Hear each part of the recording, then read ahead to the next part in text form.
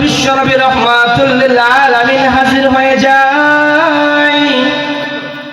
ওইখানে স্থাপন করার পরে অবস্থান করার পর যায় দেখেন যাদের সাথে যুদ্ধ করবে তারা কেউ যুদ্ধের ময়দানে নাই।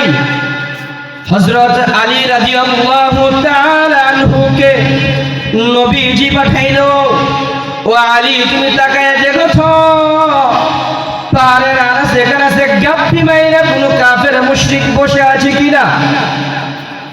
বিশ্বনবী রাহমাতুল লিল আলামিনের কথা শোনার পর হযরত আলী রাদিয়াল্লাহু তাআলা আনহু তন্ন তন্ন করে যখন পাহাড়ের আনাচে কানাচে তালাশ করতে শুরু করলেন, কিছুক্ষণ পর হযরত আলী রাদিয়াল্লাহু তাআলা আনহু বলেন, ইয়া রাসূলুল্লাহ, প্রতিটা পাহাড়ের আনাচে কানাচে তন্ন তন্ন করে তালাশ করেছি, কোন কাফের মুশরিক এখানে নাই।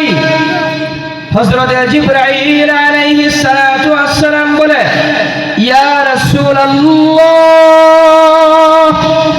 আপনারা যখন রওনা হয়েছেন যুদ্ধের জন্য এই খবর শুনে ওই কাফের মুশরিকরা যুদ্ধের ময়দান থেকে পলায়ন করেছে। সুবহানাল্লাহ সুবহানাল্লাহিল আযীম। নুরুল কুরআন আনিসা মাদ্রাসা রায়পুরা ও ইলমুল কুরআন বারিকা মাদ্রাসার উদ্যোগে তৃতীয় বার্ষিক তাফসীরুল কুরআন মাহফিলের এই অধিবেশনের শ্রদ্ধাভাজন সম্মানিত সভাপতি সাহেব দামাত বরকাতুহুল আলিয়া, উপস্থিত দেশ ও জাতির কর্ণধার হযরত উলামায়ে কেরাম, বিভিন্ন অঞ্চল থেকে আগত মুসলিম ভাইয়েরা, পর্দার অন্তরালে অবস্থানরত অত্যন্ত নম্র ভদ্র পর্দানিসীম আহ্বান, মহান রব্বুল আলামিনের নিকট শুকর আদায় করে যে মহান রব্বুল আলামিন আমাকে আপনাকে সলাতুল মাগরিবের পরে এই এক মুবারক এক মজলিসে বসার সুযোগ করে দিয়েছেন, এটা যে মহান রবের পক্ষ থেকে আমার আর আপনার কত বড় মেহেরবানি আর দয়া।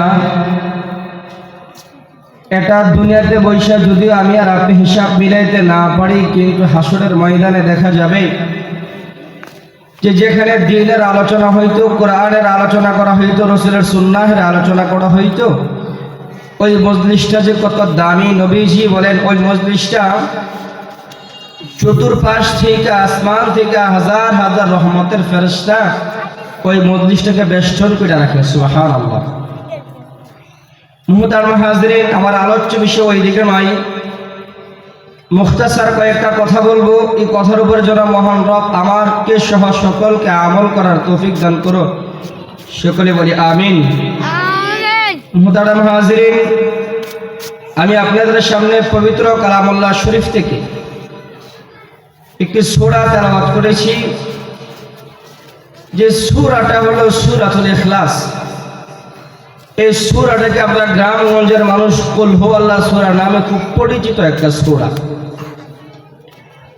তাফসীরের কিতাবে এই সূরাটার একটা নয়, দুইটা নয়, 20টা নাম পাওয়া যায়।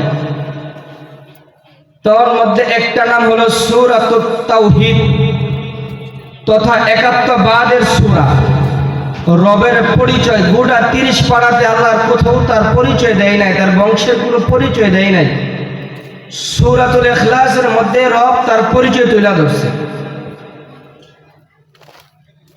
আল্লাহ রাব্বুল আলামিনের নবী, আমার আপনার নবী, আকরাম দার তাজদারে মদিনা নবী মুহাম্মদুর রাসূলুল্লাহ, সকলেই বলি সাল্লাল্লাহু আলাইহি ওয়াসাল্লাম, যখন এই একাত্মবাদের দাওয়াত দিতে শুরু করলো, তখন তার চাচা আবু জাহেল দৌড়ায় আয়েশা নবীজি মুহাম্মদ সাল্লাল্লাহু আলাইহি ওয়াসাল্লামকে বলে, ভাতিজা তুমি কি পাগল হইছো? নবী করিম সাল্লাল্লাহু আলাইহি ওয়াসাল্লাম মুস্কি একটা হাসি দিয়ে বলল, চাচা আমি পাগল হই নাই। তুমি কি মক্কা মদিনার কোনো নারীর প্রেমে পড়ছো? রাসূল এটার জবাবে মুস্কি একটা হাসি দিয়ে বলল, ও চাচা আমি মক্কা মদিনার কোনো নারীর প্রেমেও পড়ি নাই। আবু জাহেল যখন একাধিক এমন এমন কথা বলল, নবীজি যখন সব কথাই না জবাব দিলেন, তখন আবু জাহেল বলল, ভাতিজা তাহলে তুমি কিসের দাওয়াত দাও? মানুষ যদি পাগল হয় তখন মানুষ উল্টা পাল্টা করে। কোন মানুষ যদি নারীর প্রেমে পড়ে, কোন মানুষ যদি নারীর প্রেমে পড়ে, তখন সে কি করে না করে সে নিজেও বুঝে না, নিজেও জানে না, উল্টা পাল্টা করে। তুমি এমন উল্টা পাল্টা শুরু করলা কেন? নবীজি বলল, চাচা কি উল্টা পাল্টা শুরু করলাম একটু বুঝিয়ে বললে ভালো ছিল। তো হযরত নবী করিম সাল্লাল্লাহু আলাইহি ওয়াসাল্লাম যখন এইভাবে জবাবগুলা দিলেন, আবু জাহেল বলল, বাপ দাদার ধর্মের বিরুদ্ধে তুমি দাঁড়িয়ে কথা বলতেছ। 360 মূর্তির পূজা আমরা করতাম, আর এখানে তুমি এক আল্লাহর কথা বলতেছ। তোমার আল্লাহর পরিচয়টা আমাদের কাছে দাও। যদি মনে হয় যে আল্লাহর পরিচয় পাওয়ার পরে আল্লাহ আমার চাইতে বড়, বংশের দিক দিয়ে আমাদের চাইতে বড়, শক্তির দিক দিয়ে আমাদের চাইতে বড়, তাহলে চিন্তা ফিকির করবো যে তোমার এক আল্লাহর ইবাদত করার। নাউযুবিল্লাহ মিন যালিক। তখন হযরত জিবরাইল আলাইহিস সালাম কানে কানে আয়েশা নবীজিকে এই আয়াতটি সূরাটা নাযিল কইরা বইলা দিয়েছেন, ইয়া রাসূলুল্লাহ আপনি আবু জাহেলকে বইলা দেন, আল্লাহ এক, তাহার কোনো শরীক নাই, তাহার কোনো অদ্বিতীয় নাই। আল্লাহ কাহারও কাছ থেকে জন্ম নেন নাই, তিনি কাউকে জন্ম দেন নাই। এমন ভাবে যখন কথা বলতে লাগলো, আল্লাহ রাব্বুল আলামিন বলেন, এই সূরাটা আমি এই কারণে নাযিল করেছি, মানুষ যখন আমার গুণগান গাইবে, আমার প্রশংসা করবে, আমার পরিচয় উম্মতের সামনে তুলে ধরবে, আমি তাকে গোটা 30 পারার 3 ভাগের 1 ভাগ তথা 10 পারা কোরআন খতমের সওয়াব তার আমলনামায় দিয়ে দিব। সুবহানাল্লাহ, জোরে বলি সুবহানাল্লাহ। বিশ্বনবী রাহমাতুল লিল আলামিন বলেন, কোন মানুষ যদি ইয়াকিনের সহিত ইখলাসের সহিত সূরাতুল ইখলাস তেলাওয়াত করে তথা সূরাতুত তাওহীদ তেলাওয়াত করে, একবার তেলাওয়াত করে, আল্লাহর নবী বিশ্বনবী রাহমাতুল লিল আলামিন বলে তাকে 10 পারা কোরআন খতমের সওয়াব দেওয়া হয়। সুবহানাল্লাহ। শুধু যে 10 পারা কোরআন খতমের সওয়াব দেয় এখানেই নয়, বিশ্বনবী রাহমাতুল আলাম বলেন, কোন মানুষ যদি নিয়মিত সূরাতুল ইখলাস তেলাওয়াত করে, সে যখন মৃত্যুবরণ করবে তখন তার জানাজার মধ্যে জিবরাইল হাজার হাজার রহমতের ফেরেশতা নিয়ে আয়েশা জানাজাতে শরীক হবে। সুবহানাল্লাহ। একটা জানাজা কবুল হওয়ার জন্য একটা রহমতের ফেরেশতাই যথেষ্ট। ওই জায়গাতে জিবরাইল বলে, ইয়া রাসূলুল্লাহ আপনার উম্মতদেরকে জানিয়ে দেন, তারা যদি বেশি বেশি সূরাতুল ইখলাস তেলাওয়াত করে মৃত্যুবরণ করার পরে আমি তার জানাজার মধ্যে আসমান থেকে হাজার হাজার রহমতের ফেরেশতা নিয়ে আসব। একদিন বিশ্বনবী রাহমাতুল লিল আলামিন সাহাবীদেরকে নিয়ে এক যুদ্ধের দিকে রওনা। মুফাসসিরিন কিরাম বলেন, মুহতারাম হাজির, মুফাসসিরিন কিরাম বলেন, একদিন নয়, 2 দিন নয়, 3 দিন নয়, 4 দিন নয়, লম্বা 21 দিন সফর করে যখন বিশ্বনবী রাহমাতুল লিল আলামিন হাজির হয়ে যায়, ওইখানে স্থাপন করার পরে, অবস্থান করার পর যায় দেখেন যাদের সাথে যুদ্ধ করবে তারা কেউ যুদ্ধের ময়দানে নাই। হযরত আলী রাদিয়াল্লাহু তাআলা আনহুকে নবীজি পাঠাইলো, ও আলী তুমি তাকায় দেখো তো পাহাড়ের আনাচে কানাচে গাপ্পি মাইরা কোনো কাফের মুশরিক বসে আছে কিনা।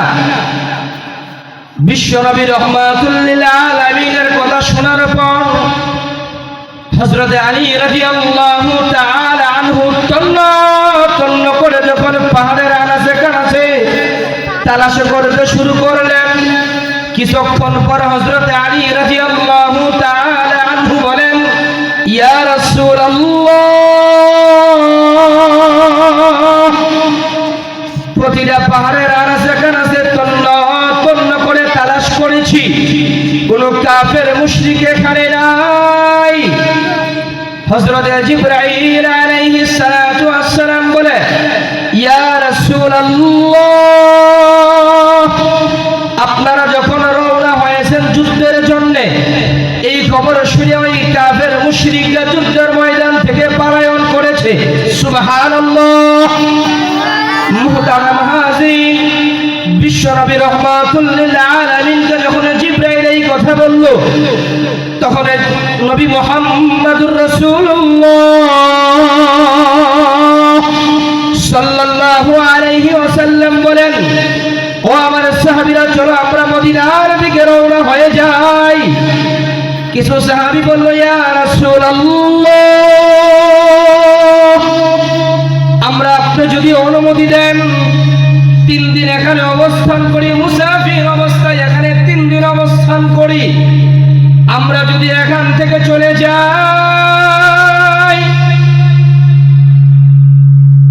কাফের মুশরিক বেঈমানেরা এই কথা বলতে পারে যে আমরা আস্তে আস্তে মুসলমানরা যুদ্ধের ময়দান থেকে পলায়ন করেছে।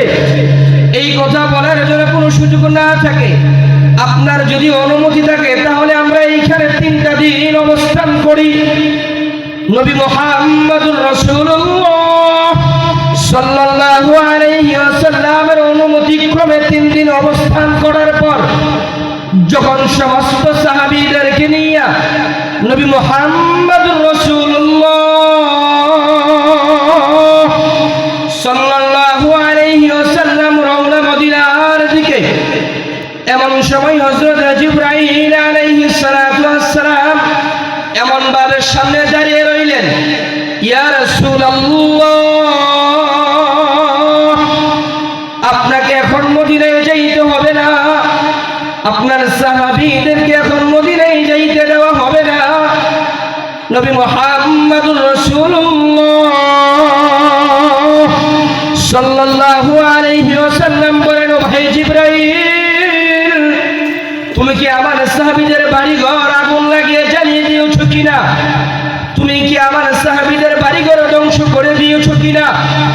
বিশ্ব নবী রাহমাতুল লিল আলামিনের কথার জবাবে হযরত জিবরাইল আলাইহিস সালাতু ওয়াস সালাম বলল, ইয়া রাসূলুল্লাহ, আমি আপনার কোন সাহাবীর বাড়িঘর জ্বালিয়ে দেই নাই, কোন সাহাবীর বাড়িঘর ধ্বংস করে দেই নাই। আল্লাহর পক্ষ থেকে অনুমতি আসছে, আপনারা একটা জানাজার নামাজের ইমামতি করবেন, আপনি আপনার সাহাবীদেরকে নিয়ে।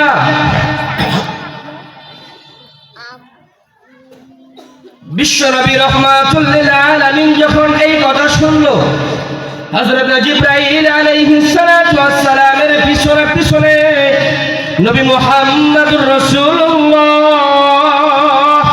সাল্লাল্লাহু আলাইহি ওয়াসাল্লাম জানাজার দিকে রওনা।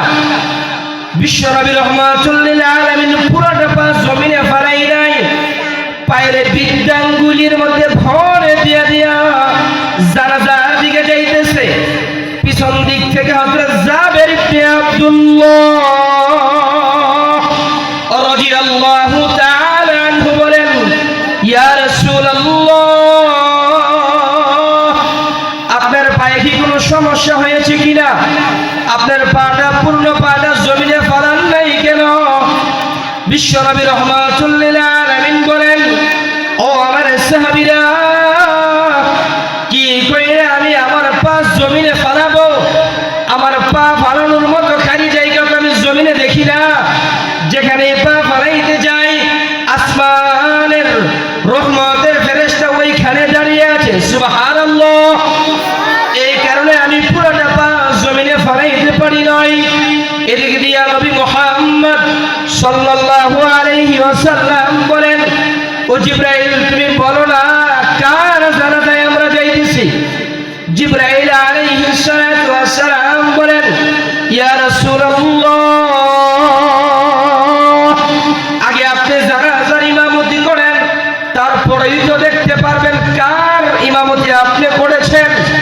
বিশ্বনবী রাহমাতুল লিল আলামিন যখন জানাজার ইমামতি সম্পূর্ণ করলেন, সম্পূর্ণ করার পরে যায় দেখেন হযরত জিবরাইল আর এখানে নাই।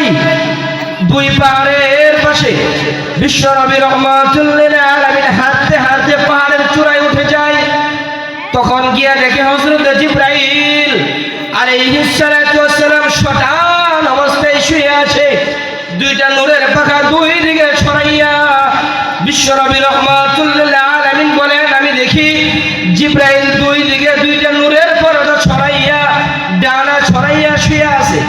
যে বললেন ভাই জিবরাইল, তুমি তো এখনো বলো নাই কার জানাজার ইমামতি আমাকে দিয়ে করাইছ, তুমি তার নামটা বলো না। বিশ্বনবী রাহমাতুল লিল আলামিনের কথার জবাবে হযরত জিবরাইল বলেন, ইয়া রাসূলুল্লাহ, আপনার যদি ওই মাইয়িতকে দেখতে খুবই ইচ্ছা হয়, এতই আগ্রহ থাকে, আপনি তার মুখ থেকে কাপড়টা সরাইয়া দেখানেন কে।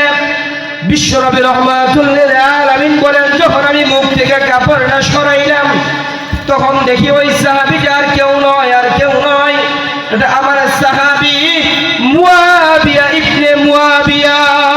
সুবহানাল্লাহ।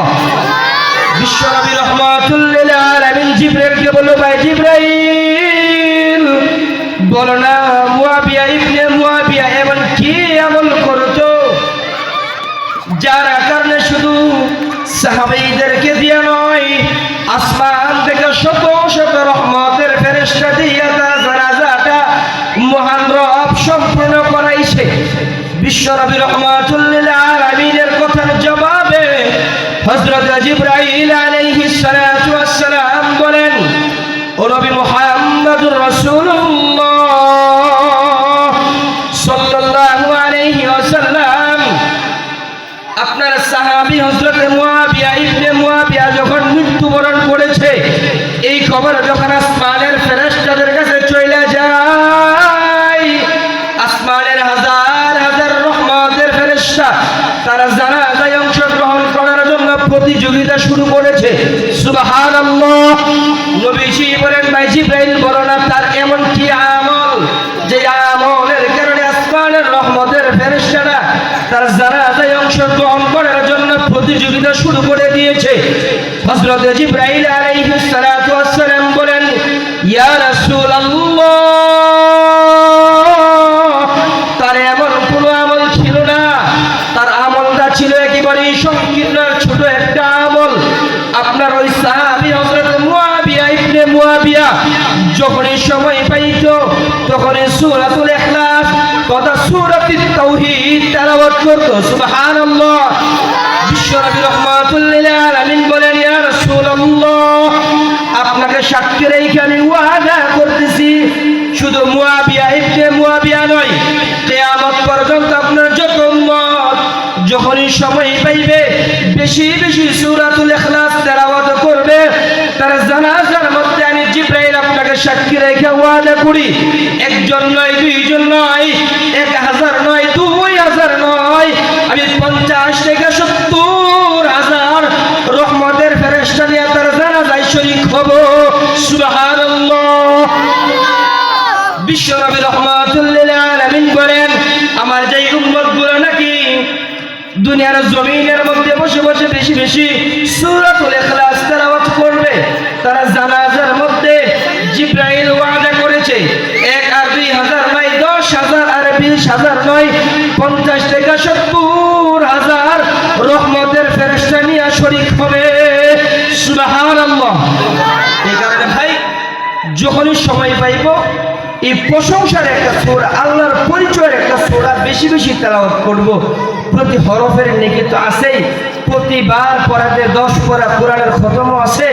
আর আবার আপনার মৃত্যুর পরে একটা রহমতের ফেরেশতা যে আমার আপনার জানাজায় শরীক হয়, তাহলে আমার আপনার জানাজা কবুল, আমার আপনার কবর আযাব মাফ। সুবহানাল্লাহ। ওই জায়গাতে জিবরাইল বলেন, একজন আর দুইজন নয়, 70,000 রহমতের ফেরেশতা নিয়ে জানাজাতে শরীক হবে। ছোট্ট একটা ওয়াকিয়া বলে আমি শেষ করে দেই, যে মানুষটা জমিনে বসে বসে বেশি বেশি সূরাতুল ইখলাস তেলাওয়াত করবে, বেশি বেশি কোরআন তেলাওয়াত করবে, ওই মানুষের কবরের আযাব আল্লাহ কি করে মাফ করে দেয়। হযরত আব্দুল্লাহ ইবনে আব্বাস রাদিয়াল্লাহু তাআলা আনহু, রাসূলের প্রসিদ্ধ একজন সাহাবী হযরত আব্দুল্লাহ ইবনে আব্বাস রাদিয়াল্লাহু তাআলা আনহু, প্রসিদ্ধ সাহাবী হলেও কিন্তু তার কবরটা মক্কা মদিনায় কোথাও পাইবেন না। তার কবর মক্কা মদিনাতে কোথাও নাই।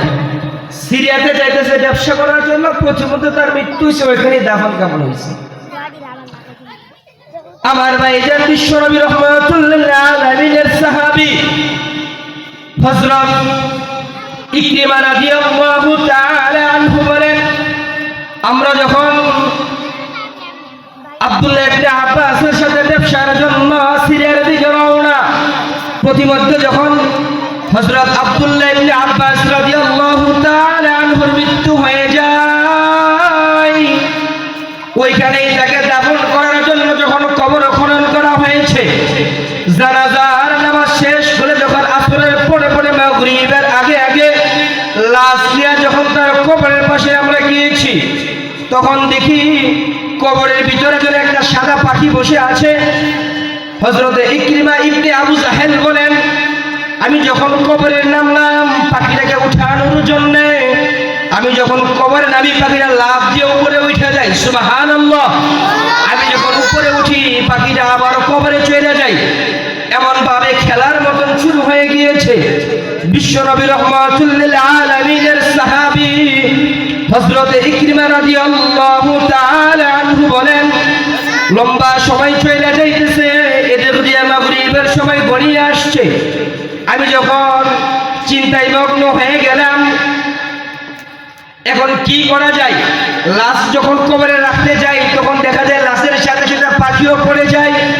চিন্তায় মগ্ন হয়ে গেলাম, যা হওয়ার হোক, কিন্তু পাখি সবাই লাশকে দাফন করে দিব। হযরত ইকরিমা রাদিয়াল্লাহু তাআলা আনহু বলেন, যখন লাশ নিয়ে আমরা কবরের পাশে যাই তখন দেখি কে যেন সুমধুর কণ্ঠে তেলাওয়াত শুরু করলো, তাবারাকাল্লাযী বিয়াদিহিল মুলক ওয়া হুয়া আলা কুল্লি শাইইন কাদির আল্লাযী খালাকাল মাউতা ওয়াল হায়াতা লিয়াবলুয়াকুম আইয়ুকুম আহসানু আমালা ওয়া হুয়াল আজিজুল গফুর। এমন ভাবে যখন তেলাওয়াত করতে লাগলেন, হযরত ইকরিমা রাদিয়াল্লাহু তাআলা আনহু বলেন, ও প্রতীক তুমি কে? তোমার সাথে পরে কথা হবে, আগে লাশ দাফন করে নেই। এদিকে দিয়ে মাগরিবের সময় গড়িয়ে আসছে। লাশ যখন দাফন কাফন শেষ করার পরে দেখে ওই মানুষটা আর নাই। লম্বা সময় সফর করে মদিনা চলে আসেন। আসে হযরত সালমান ফারসি রাদিয়াল্লাহু তাআলা আনহুকে এই ঘটনা বর্ণনা করলেন যে, ভাই সালমান, হযরত আব্দুল্লাহ ইবনে আব্বাসের লাশ যখন আমরা কবরে নিয়ে যাই, এই ঘটনাগুলো করছে, তার কারণটা কি? হযরত সালমান ফারসি রাদিয়াল্লাহু তাআলা আনহু বলেন, ও ভাই ইকরিমা, তুমি কি জানো না আব্দুল্লাহ ইবনে আব্বাস রাদিয়াল্লাহু তাআলা আনহু যখনই সময় পাইতো বেশি বেশি কোরআন তেলাওয়াত করতো, যখনই সময় পাইতো সূরাতুল ইখলাস তেলাওয়াত করতো, রাত্রে ঘুমানোর পূর্বে সূরাতুল মুলক তেলাওয়াত করতো। আর ওই শিক্ষাগুলোই এই নুরুল কোরআন আনিসে মাদ্রাসাতে দেওয়া হয়, ঠিক কিনা? কোন সময় তেলাওয়াত করতে হবে, তেলাওয়াত কিভাবে সহি হয়, কিভাবে শুদ্ধ হয়, কোন সময় কোন তেলাওয়াত করলে ফজিলত বেশি পাওয়া যায়, এই সমস্ত কওমি মাদ্রাসায় ওইগুলোই শিক্ষা দেওয়া হয়। আপনাদের এই নুরুল কোরআন আনিসে মাদ্রাসার একটাই লক্ষ্য আর উদ্দেশ্য, মানুষদেরকে কোরআনওয়ালা বানানোর জন্য। কিভাবে মানুষ ঈমানওয়ালা হতে পারে, মৃত্যুর পরে কি কাজ করলে তার কবরের আযাব মাফ হবে, কি করলে হাসরে মিজানে ফুলসিরাতে তার সব কিছু সহজ হয়ে যাবে, ওই শিক্ষাগুলোই নুরুল কোরআন আনিসে মাদ্রাসাতে দেওয়া হয়। হযরত সালমান ফারসি রাদিয়াল্লাহু তাআলা আনহু বলেন, ভাই ইকরিমা, আব্দুল্লাহ ইবনে আব্বাস রাদিয়াল্লাহু তাআলা আনহু যখনই সময় পাইতো বেশি বেশি কোরআন তেলাওয়াত করতো। আমরাও যদি কোরআন তেলাওয়াত করি তখন দেখা যাবে আমার আপনার কবরের আযাব মাফ হয়ে যাবে।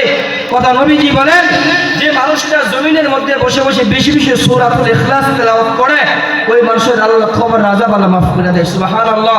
যে মানুষটা রাত্রে ঘুমানোর পূর্বে সূরাতুল মুলক তেলাওয়াত করে, তাবারাকাল্লাযী বিয়াদিহিল মুলক ওয়া হুয়া আলা কুল্লি শাইইন কাদির, এই সূরাটা তেলাওয়াত করে সে যদি আগামী এশারের রাত পর্যন্ত মৃত্যুবরণ করে, আল্লাহ বলেন, আল্লাহর নবী বলেন, ওই মানুষটার কবরের আযাব আল্লাহ মাফ করে দেয়, সুবহানাল্লাহ। আল্লাহ রাব্বুল আলামিন আমি যে কথাটুকু বললাম ওই কথার উপর আমাকে সহ সকলকে আমল করার তৌফিক দান করুক। সকলে বলি আমিন। ওয়া আখিরু দাওয়ানা আলহামদুলিল্লাহি রাব্বিল আলামিন। আসসালামু আলাইকুম ওয়া রাহমাতুল্লাহি ওয়া বারাকাতুহু।